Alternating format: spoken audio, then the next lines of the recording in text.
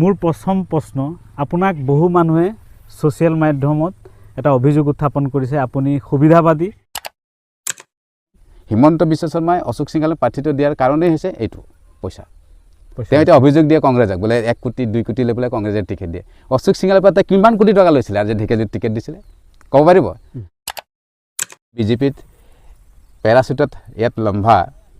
অশোক সিংহাল ডাঙৰীয়া তাৰ লগত যি সাংগু পাংগু আছে এতিয়া বৰ্তমান তেওঁলোকে সেই ক্ৰীম খাই আছে মই খাইছোঁ যে সৰ্বধৰ্ম সমভাৱ আজি ভাৰতীয় জনতা পাৰ্টিৰ সেইটো নাই আপোনালোকে দেখিছে সকলো সময়তে মুখ্যমন্ত্ৰী ডাঙৰীয়া বিজেপি সকলো কাৰ্যকৰ্তাই এটা কথাকে কয় মুছলমানসকল মিয়া কংগ্ৰেছ মানে মিয়া এনেকুৱা হ'ব পাৰে নেকি সমষ্টি পুনৰ্গঠন যিটো কৰিলে সমষ্টি পুনৰ্গঠন কৰোঁতে অশোক সিংহাল ডাঙৰীয়া যিটো অসমৰ চেয়াৰমেন হৈ আছিলে তেওঁতো সকলো এই ডেলিমিটেশ্যনটো সম্পূৰ্ণ শাসক পক্ষীয় বিজেপিৰ কাৰণে সুবিধাৰ্থে বনাইছে আৰু ঢেকীয়াজুলিতে তেওঁ নিজৰ ব্যক্তিগত স্বাৰ্থৰ কাৰণে তেওঁ সমষ্টিটো পুনৰ্গঠন কৰিছে নতুন চিন্তা নতুন পৰিকল্পনাৰে মোৰ ফেচবুক পেজ ইউটিউব আৰু এক্স হেণ্ডেলত এক নতুন অনুষ্ঠান আৰম্ভ কৰিবলৈ গৈ আছোঁ য'ত বিশেষ ব্যক্তিৰ সাক্ষাৎকাৰ মই গ্ৰহণ কৰিম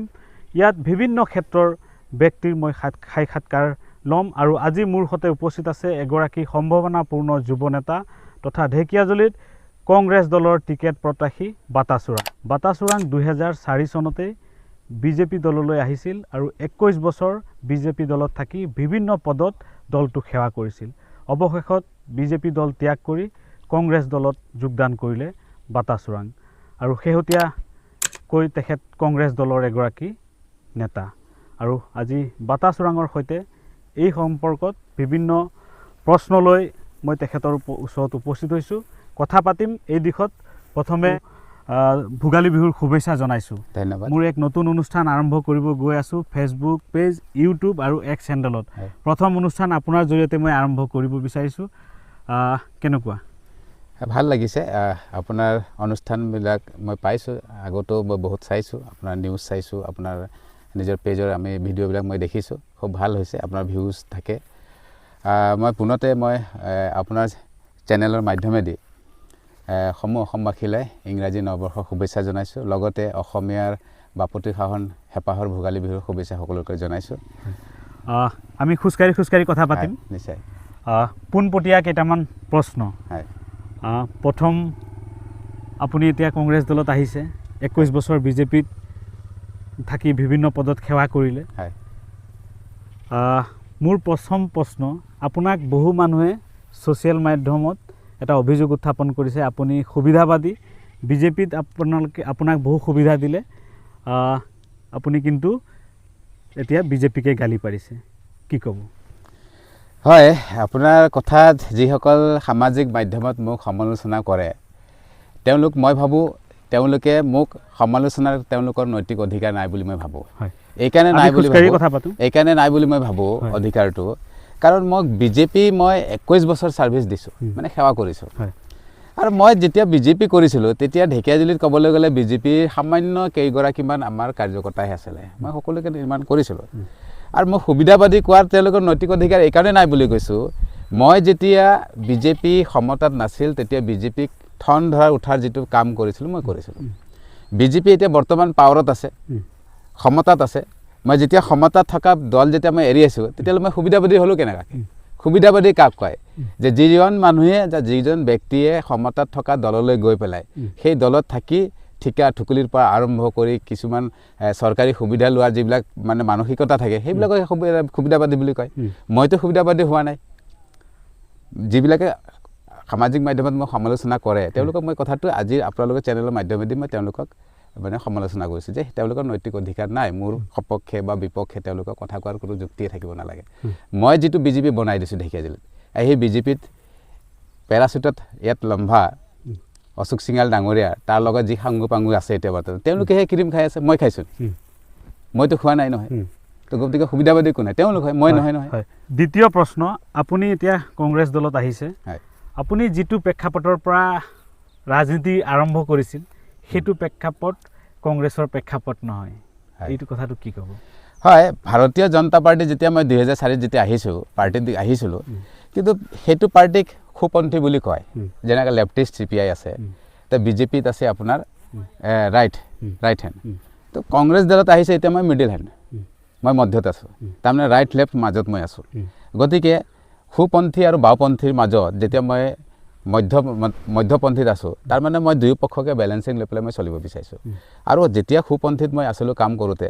কিন্তু তাত এটা কথা মই সেইকাৰণে বিগত মই সাক্ষাৎকাৰবিলাকত মই কৈছোঁ বিভিন্ন সাক্ষাৎকাৰত মই কৈছোঁ যে বিজেপি 4 নম্বৰ যিটো পইণ্ট আছে যে সৰ্বধৰ্ম সমভাৱ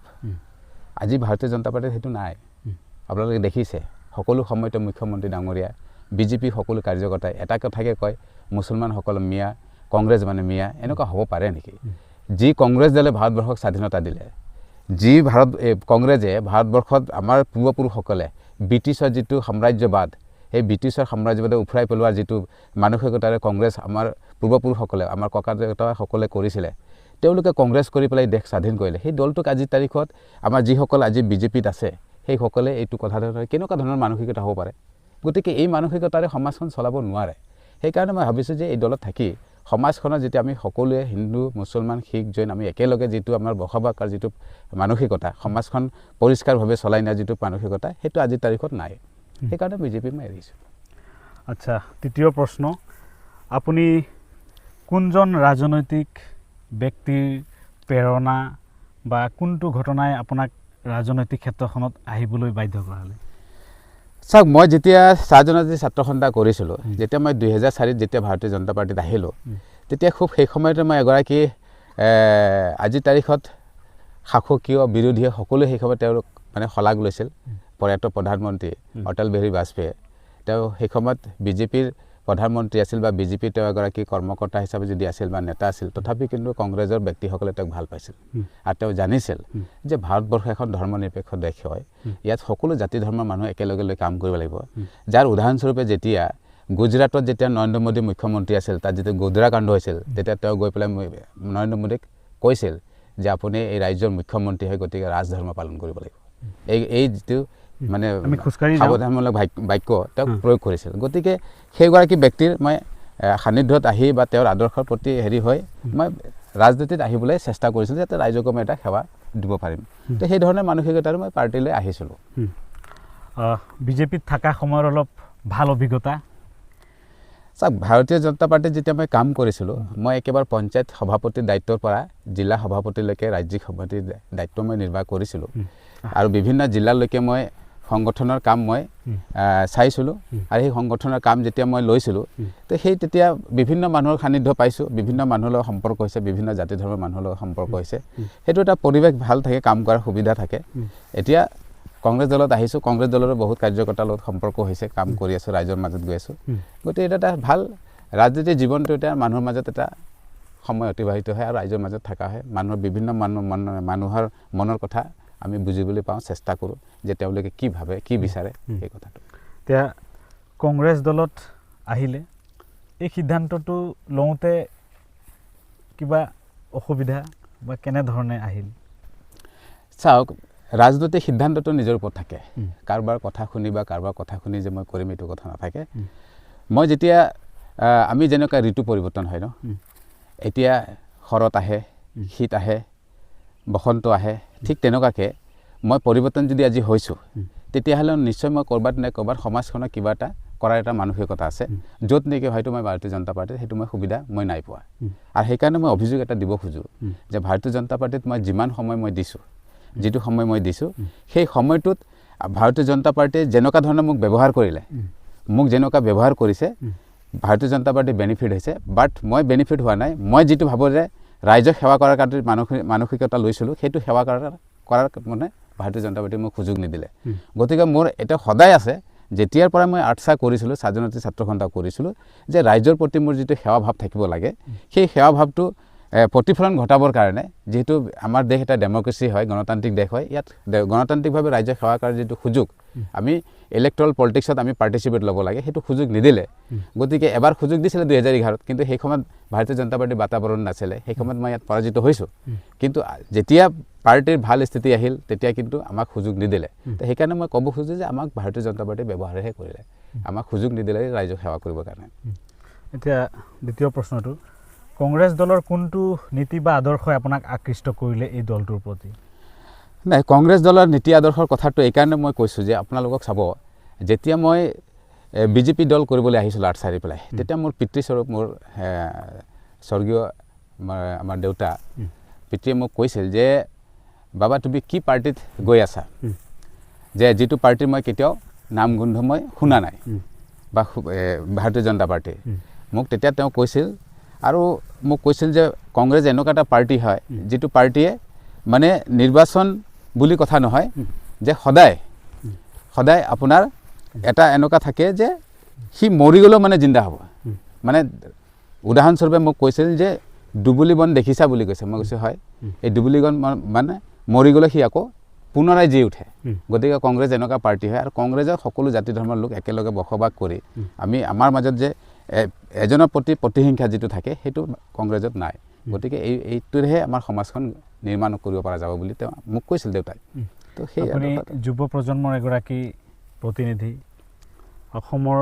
যুৱ সমাজৰ মূলতঃ সমস্যা সন্দৰ্ভত আপুনি কি ক'ব বিচাৰে? চাওক, আজিৰ তাৰিখত আমাৰ শিক্ষিত যুৱক যুৱতীৰ কথা যিটো নিবনুৱা সমস্যা আছে, যথেষ্ট আমাৰ ল'ৰা ছোৱালীসকল আছে, আৰু ভাৰতবৰ্ষ এনেকুৱা এখন পৃথিৱীৰ ভিতৰত দেশ হয় যিটো যুৱ সমাজে ইয়াত যথেষ্ট আছে। আৰু এই যুৱ সমাজৰ কাৰণে বৰ্তমানৰ আমাৰ যিজন বিধায়ক আছে বা এতিয়া বৰ্তমান মন্ত্ৰী হৈ আছে, আমাৰ ঢেকীয়াজুলিৰ কাৰণে যদি মই বিশেষকৈ কওঁ, আমাৰ বহুত যুৱক যুৱতীৰ কাৰণে তেওঁলোকে একো কৰিব পৰা নাই। যেনেকৈ মই আপোনাক উদাহৰণ দিওঁ, ঢেকীয়াজুলিক ইয়াত অঞ্চলটোত আপোনালোকে একমাত্ৰ যদি শিক্ষানুষ্ঠান দেখিছে, আপোনালোকে কলেজখনে দেখিছে। এই কলেজখনৰ বাদে আৰু একো শিক্ষানুষ্ঠান ইয়াত নাই। আপুনি কাৰিকৰী শিক্ষাৰ কথাই কওক, বা আপোনালোকে ল কলেজে কওক, বা যিবিলাক শিক্ষাৰ মাধ্যমেৰে মানুহে নিজৰ কেৰিয়াৰটো বনাব পাৰে, যুৱকসকলে হওক বা যুৱতীসকলে, সেই ধৰণৰ শিক্ষানুষ্ঠান আজি কৰিব পৰা নাই। আজি দেখিব ঢেকীয়াজুলি মনবৰ্ণা যিটো আমাৰ চিকিৎসালয় আছে, 30খন বিচনাযুক্ত চিকিৎসালয়, আপোনালোকে যাবচোন। আজি যিকোনো এজন পেচেণ্ট ইয়াত যদি আহে, অকণমান যদি হয়, লগে লগে ট্ৰেন্সফাৰ হয় টুমুকিলৈকে, আৰু টুমুকিলৈকে যদি আৰু বেছি চিৰিয়াছ হয় তেতিয়াহ'লে সেই পেচেণ্ট একেবাৰে গুৱাহাটীলৈকে ট্ৰেন্সফাৰ হয়।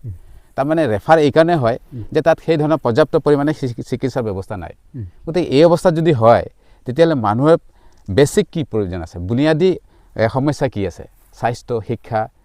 খোৱা পানী। আজিৰ তাৰিখত আপোনালোকে চাব, বহুত জেগাত জেজেমৰ কাম কৰিছে বা জল জীৱন মিছনৰ অধীনত কাম কৰিবলৈ দিছে যে হৰ হৰ নাল ঘৰ ঘৰ জল। আজি ক'ত হৰ হৰ নাল ঘৰ ঘৰ জল আছে? আজি য'ত আপোনালোকে দেখিছে, এতিয়াও বহুত অনুষ্ঠান যিবিলাক মানে প্ৰকল্প হৈছে জেজেমৰ, এতিয়াও কাম হোৱা নাই, আৰু য'ত হৈছে এতিয়ালৈকে পানী পোৱা নাই। য'ত কাম সম্পূৰ্ণ হৈছে প্ৰকল্প, এতিয়াও যদি পানী ষ্টাৰ্ট দিয়ে য'তে ত'তে লিক ওলাই আছে, কেইদিন হৈছে? তো এনেকুৱা ধৰণৰ কামবিলাক হৈছে। গতিকে মই ভাবোঁ, আপুনি যুৱক যুৱতীৰ কথাটো কৈছে যে ইয়াত যুৱক যুৱতীসকলৰ যিটো কৰিব লাগিছিল সেইটো কৰিব পৰা নাই বৰ্তমান বিধায়কজনে। নেক্সট প্ৰশ্ন, আপোনাক ঢেকীয়াজুলিৰ কংগ্ৰেছৰ টিকেট প্ৰত্যাশী বুলি কোৱা হৈছে, কি ক'ব? হয়, মানুহে ৰাজনৈতিক জীৱনত সেইটো কথা থাকে যে মই যেতিয়া ভাৰতীয় জনতা পাৰ্টি এৰি কংগ্ৰেছ দলত যেতিয়া যোগদান কৰিলোঁ, তেতিয়া বহুতে কয় যে তেওঁ এগৰাকী প্ৰাৰ্থী প্ৰত্যাশী হয়, কংগ্ৰেছৰ হয়। আৰু এতিয়া যোৱা 5 তাৰিখৰ পৰা আমাৰ মাননীয় APCCৰ আমাৰ সভাপতি গৌৰৱ গগৈ ডাঙৰীয়াও যিসকল প্ৰাৰ্থী প্ৰত্যাশী আছে তেওঁলোকক আবেদন কৰিবলৈ এটা সময় নিৰ্ধাৰিত কৰিছে 5 তাৰিখৰ পৰা 20 তাৰিখৰ ভিতৰত। গতিকে মই ভাবিছোঁ, যিহেতু মোৰ এটা ৰাইজৰ মাজত ইচ্ছা আছে যে ৰাইজক সেৱা কৰাৰ ইচ্ছা আছে, গতিকে মই প্ৰাৰ্থী প্ৰত্যাশীৰ কাৰণে মই আবেদন জনাম। আৰু দলে যদি মোক বিবেচিত কৰে যে বাটা চৰাং ডাঙৰীয়া যদি ঢেকীয়াজুলি সমষ্টিত যদি প্ৰাৰ্থী প্ৰক্ষেপ কৰিলে ৰাইজে যদি মোক আদৰ সন্মান বা মৰম চেনেহ যদি কৰে, তেতিয়াহ'লে নিশ্চয় দলে মোক আগবঢ়াব, আৰু দলে আগবঢ়ালে মই তাৰ কাৰণে প্ৰস্তুত আছোঁ। যদি নিদিয়ে, যদি নিদিয়েতো এইটো চাওক, মই ভাৰতীয় জনতা পাৰ্টিত যেতিয়া দলে মোক দিয়া নাছিলে, 2011 দিছিল, 2016 দিয়া নাই, 2021 দিয়া নাই, তাৰপিছত কিন্তু মই দলটোৰ প্ৰতি মই বিৰোধ কৰা নাছিলোঁ।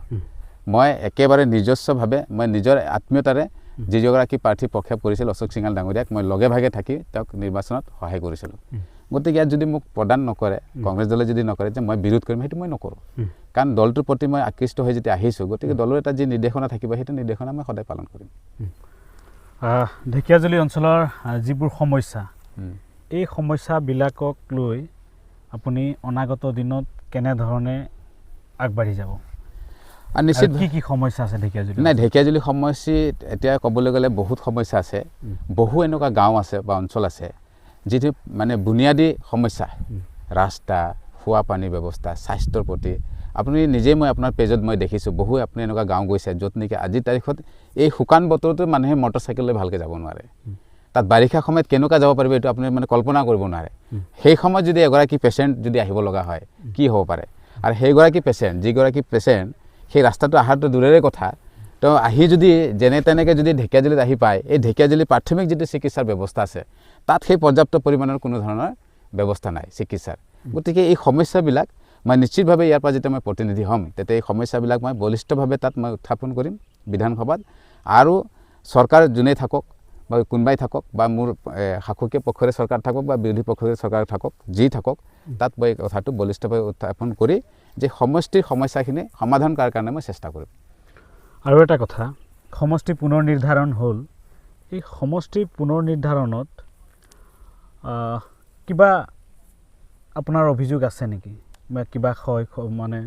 ঢেকীয়াজুলি আমি কিবা হেৰুৱালোঁ নে পালোঁ এনেকুৱা ধৰণৰ কিবা নাই চাওক ঢেকীয়াজুলি সমষ্টিৰ ডিলিমিটেশ্যন কৰিলে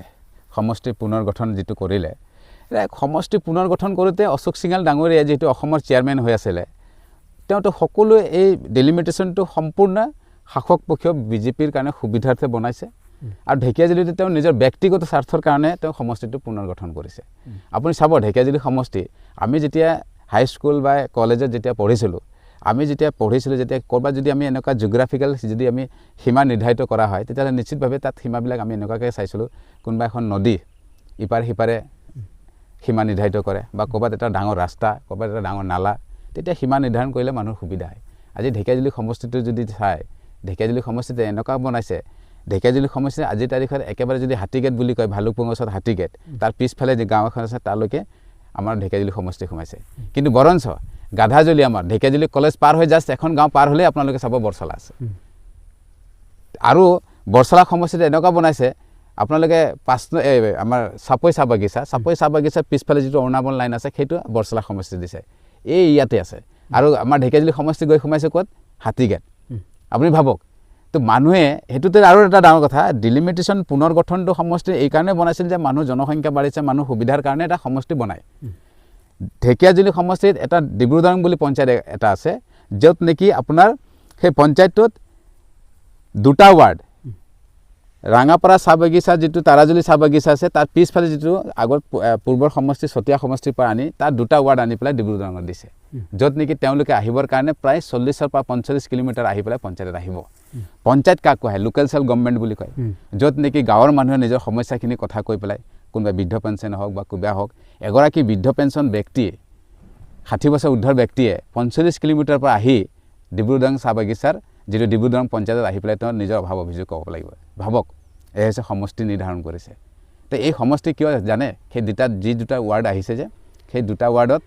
মই যিটো জাতিৰ পৰা বিলং কৰি আছোঁ মই এগৰাকী চাহ জনগোষ্ঠী আদিবাসী সমাজৰ পৰা বিলং কৰি আছে সেই চাহ জনগোষ্ঠী আদিবাসী সমাজৰ মানুহ সেই গাঁও দুখনত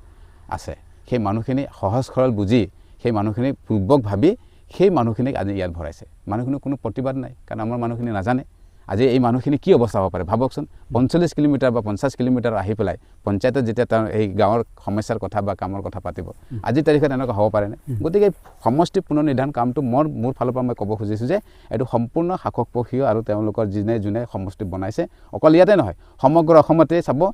য'ত আছে য'ত আমাৰ মই বিশেষকৈ এইটো অভিযোগে দিম ঢেকীয়াজুলি সমষ্টিত প্ৰায় আমি 90,000 মান ভোটাৰ আছিলে এই সমষ্টিটো কাটি মেলি ইয়াতে প্ৰায় 70,000 মান ভোটাৰ ৰাখিছে প্ৰায় 20,000 মান ভোটাৰ বৰচলা সমষ্টিত ভৰাই দিছে তো য'ত আমাৰ মানুহৰ সমষ্টি ভোটাৰ যথেষ্ট আছিলে গোটেই অসমত তেনেকুৱা ভাগ কৰি আজি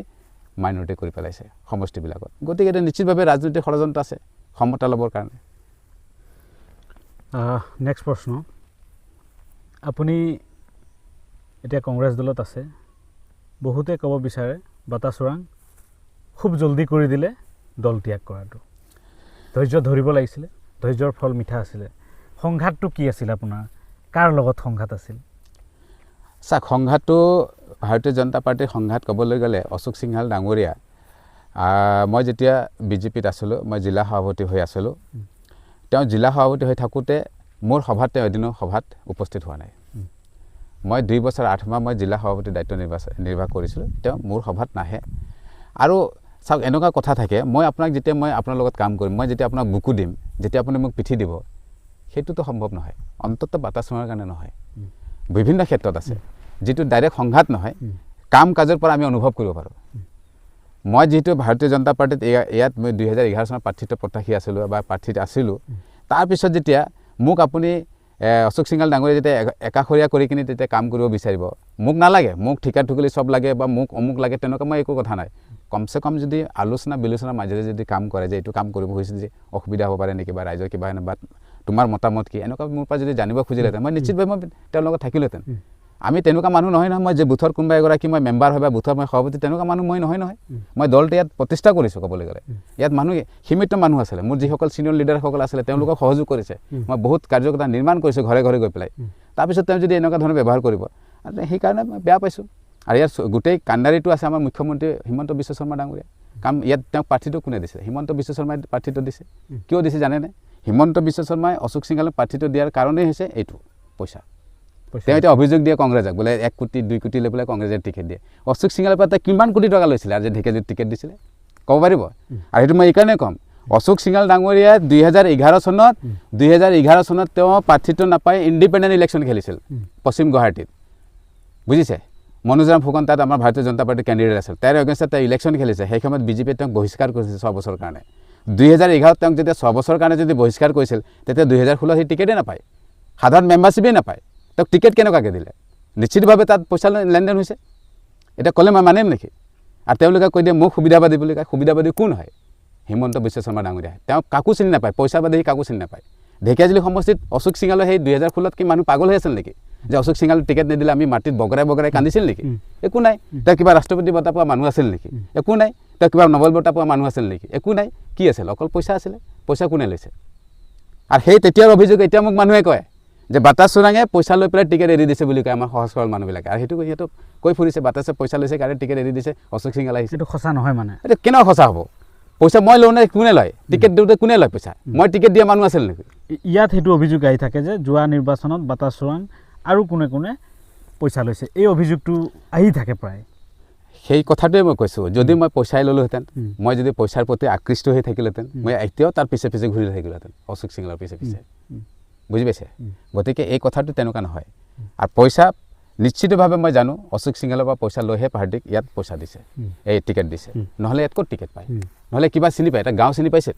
ইয়াত দেখিছিল যে ভাৰতীয় জনতা পাৰ্টি আমি সংগঠন মজবুত কৰি দিছিলে ইয়াত মানুহে ইলেকশ্যন খেলিলে জিকিব পইচা লৈ পেলাই এক টিকেট দিছে আমি তেতিয়া মই ভাবিছোঁ যে ইয়াত যদি মই সহায় সহযোগ নকৰোঁ প্ৰাৰ্থীগৰাকীক মোৰ লগত যিবিলাক প্ৰাৰ্থী বা যিবিলাক মানুহে আজি কাম কৰিছে সিহঁতে পঞ্চায়তত ক'ৰবাত যদি প্ৰতিনিধি হ'ব বিচাৰে তেওঁলোক অসুবিধা হ'ব পাৰে বুলি মই সহায় কৰিছোঁ আৰু প্ৰশ্ন সুধিব বিচাৰিছোঁ আৰু কেইটামান আছে প্ৰশ্ন ইমান চবেই কৈ আছে শক্তিশালী মন্ত্ৰী বিধায়ক মুখ্যমন্ত্ৰীৰ ঘনিষ্ঠ তেখেতৰ সৈতে আপুনি যুঁজ দিবলৈ ওলাইছে যদি টিকেট পায় আপুনি যুঁজ দিব এবাৰ আপুনি 2011 চনতো যুঁজ দিছিলে এইবাৰ 2026 চনতো আপুনি যুঁজ দিবলৈ আগবাঢ়িছে যদি টিকেট পায়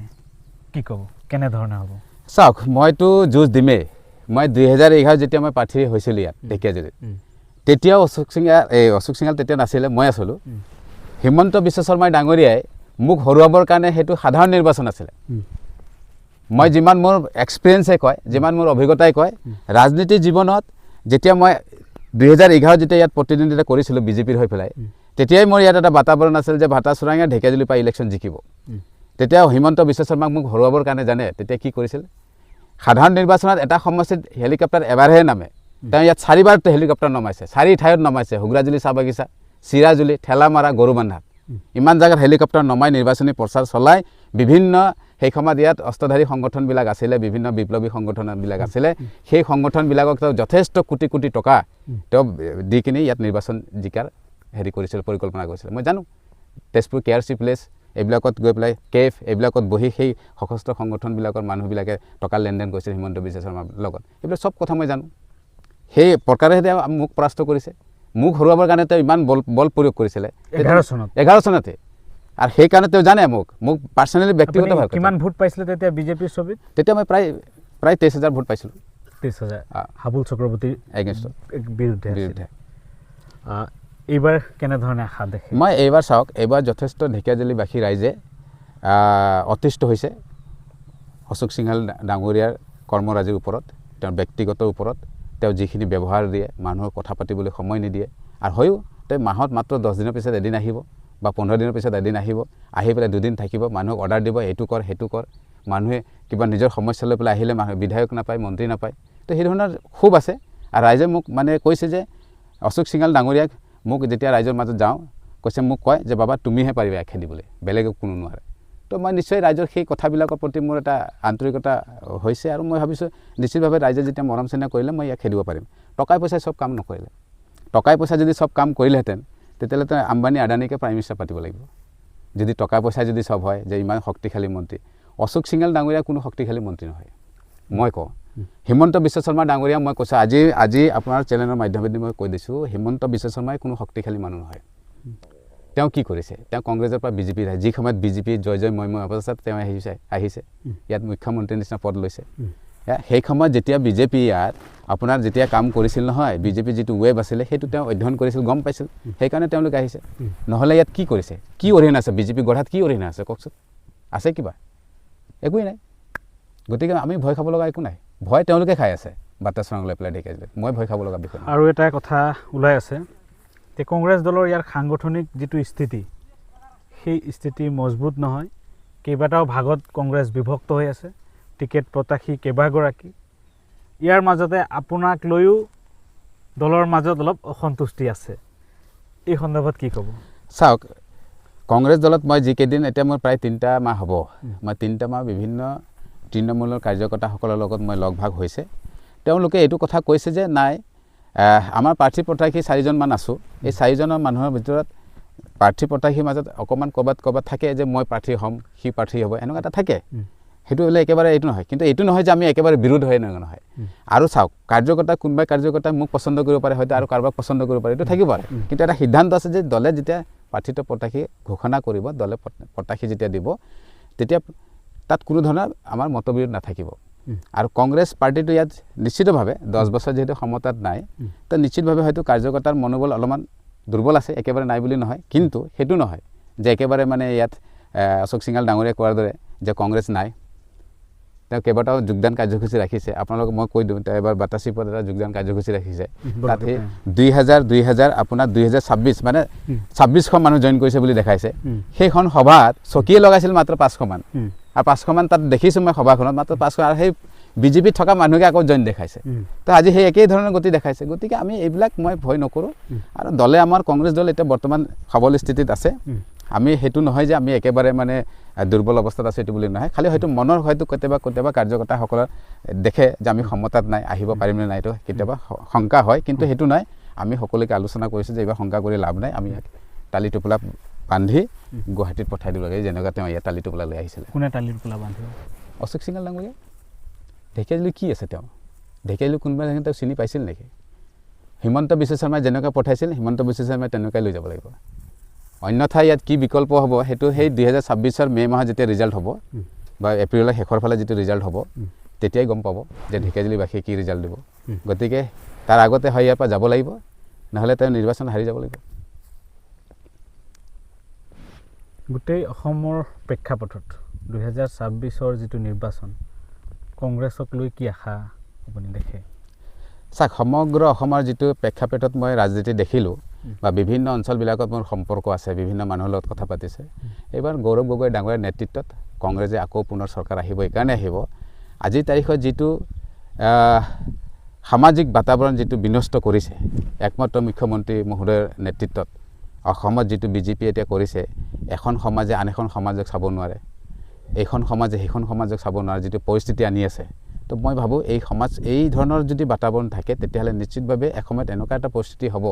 অসমেই নহয় সমগ্ৰ দেশতে হ'ব, যদি বিজেপি এই ধৰণৰ যদি কাম কৰি যায়, তেতিয়াহ'লে এটা মানে সমাজ ধ্বংস হিচাপে তেওঁলোকে পৰিগণিত হ'ব। আৰু বিভিন্ন সেই সময়ৰ আগৰ লিডাৰবিলাকে কৈছিল যে এই ধৰণৰ শাসন ব্যৱস্থা ভাৰতবৰ্ষত চলিব নোৱাৰে। আৰু যিটো নেকি মই অলপ আগতে আপোনালোকক কৈছিলোঁ যে অটল বিহাৰী বাজপেয়ীয়ে যেতিয়া গুজৰা কাণ্ড হৈছিল, নৰেন্দ্ৰ মোদী ডাঙৰীয়াই কৈছিল যে ৰাজধৰ্ম পালন কৰিব লাগে। তা ৰাজধৰ্ম যদি পালন কৰিব লাগে, তেতিয়াহ'লে হিমন্ত বিশ্ব শৰ্মাই ৰাজধৰ্ম পালন কৰিছে নেকি? নাই কৰা নহয়। তেওঁ আজি কি কৰি আছে? সকলোতে সেই একেই কথা,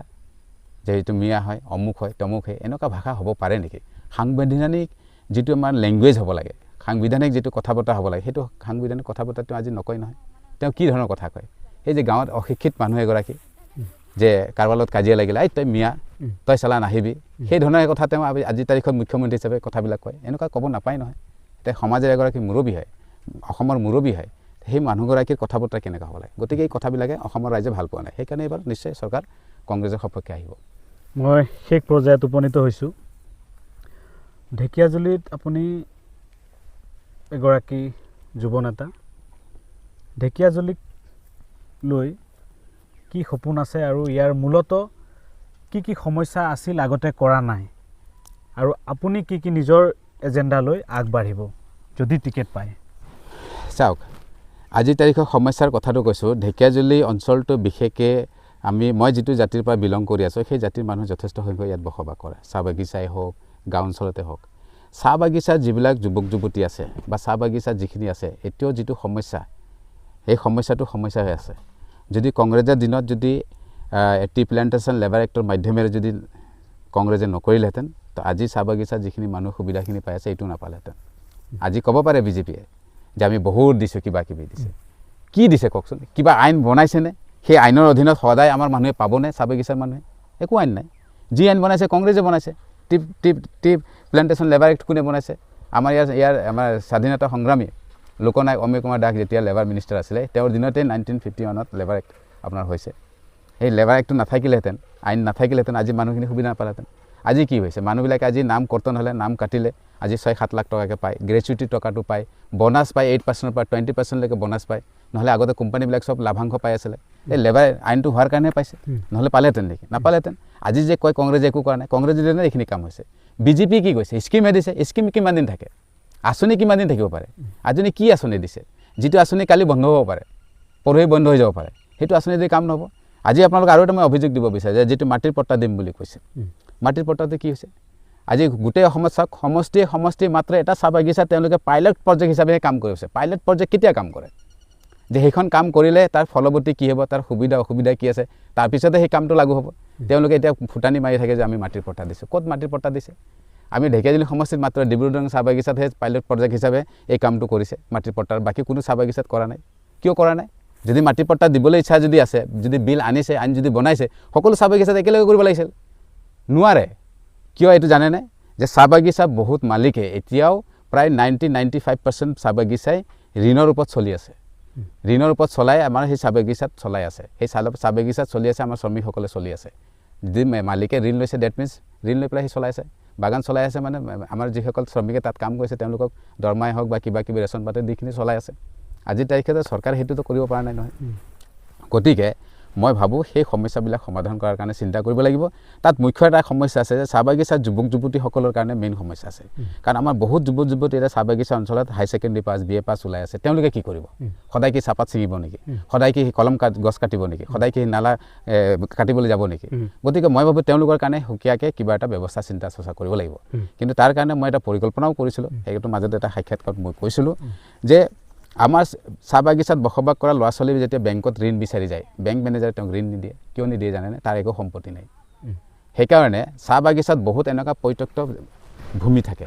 10 লচা 20 লচা বা 1 কঠা সেই মাটিবিলাকক সেই যুৱক যুৱতীসকলক মেনেজমেণ্টৰ লগত কথা পাতি এটা যদি আমি ডিড এগ্ৰিমেণ্ট কৰাই দিওঁ ৰেজিষ্টাৰ এগ্ৰিমেণ্ট যদি কৰাই দিওঁ যে সেই মানুহগৰাকী বা সেই যুৱতী যদি বা যুৱকজনে যদি ডিড এগ্ৰিমেণ্ট কৰে যে মাহত 100 টকা ভাড়া বা 50 টকা ভাড়া দি পেলাই সেই জমি মাটিটো যদি লয় তাত যদি ব্যৱসায় কৰে যেতিয়া সেই ৰেজিষ্টাৰ যেতিয়া পাব ডিড তেতিয়া বেংকে ভাবিব তাৰ এটা সম্পত্তি আছে তেতিয়া তেওঁ পইচাটো ইনভেষ্ট কৰিব দিব বেংকে তো সেই ব্যৱস্থাটো আজিৰ তাৰিখত চৰকাৰে কৰিব পৰা নাই যাৰ কাৰণে আমাৰ চাহ বাগিচাৰ ল'ৰা ছোৱালীসকলে অনাই অথানে ঘূৰি ফুৰিছে কোনোবাই বাহিৰত কাম কৰিবলৈ গৈছে তো উপযুক্ত তেওঁলোকে হেৰি নাপায় যাৰ কাৰণে আজি চলিব পৰা অসুবিধা হৈছে তো আৰু অন্যান্য গাঁও অঞ্চলবিলাকত আৰু সমস্যা আছে যিবিলাক সমস্যা মই পৰিকল্পনা কৰিম যে এইখিনি সমস্যা যাতে আমাৰ সমাধান কৰাৰ কাৰণে মই চেষ্টা কৰিম বহুত বহুত ধন্যবাদ এই বহুমূলীয়া সময়খিনি মোক দিয়াৰ বাবে আপোনাৰ ৰাজনৈতিক যাত্ৰা উজ্জ্বল হোক তাকে কামনা কৰিছোঁ বহুত বহুত ধন্যবাদ আজি আপোনাৰ চেনেলৰ মাধ্যমেদি ৰাইজৰ ওচৰত মোৰ মনৰ কথা প্ৰকাশ কৰিছে তাৰ কাৰণে পুনৰবাৰ ধন্যবাদ জনাইছোঁ নমস্কাৰ এয়া আছিল বাটা চোৰাং সম্ভাৱনাপূৰ্ণ এগৰাকী যুৱ নেতা